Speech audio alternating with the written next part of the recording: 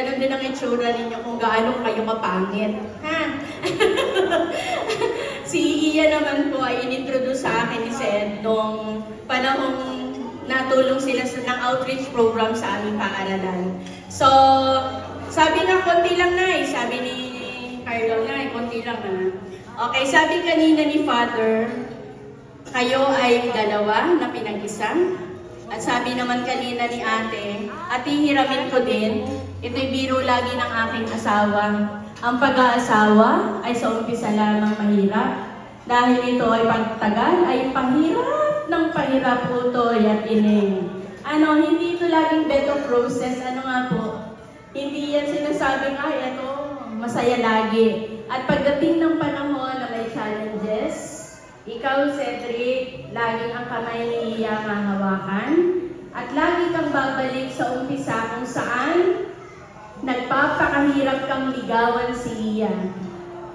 Bago mo siya mapa-oo, para dumating dun sa punto na, ay, pinaghirapan ko ang babaeng ito.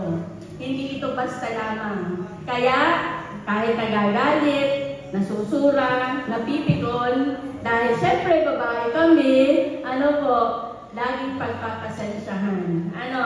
Doon lang naman nagsisimula yung iyong gulo, doon sa kaunting maliit, palaki ng palaki dahil may kaartehan ang babae.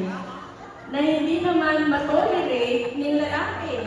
Pero still, kanina nung tinititigan namin kayo ng iyong Ninang Rose, ay sabi namin, ang saya-saya nila na andun yung love. At yun ang lagi niyong babalikan pag may challenge na kayong nakukuha at nadadaanan. Walang madali. Sabi ni Father kanina, di ba? Walang madali. Ang magmahal ay mapakahirap. Pero nagiging madali dahil mahal niyo talaga ang isa't isa. Yan. At galing kayo sa mga mothers na napakahuhusay magpalaki at sa tatay na napakahuhusay magpalaki.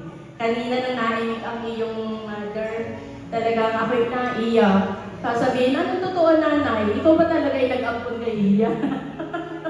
So yun po ang akin. Maraming salamat po. Ang saya-saya po ng ating, ang saya ni mother kanina. Yung ininig niya kanina na wala akong ginawa, wala akong pakialam, dumating ako dito na nabigla ako.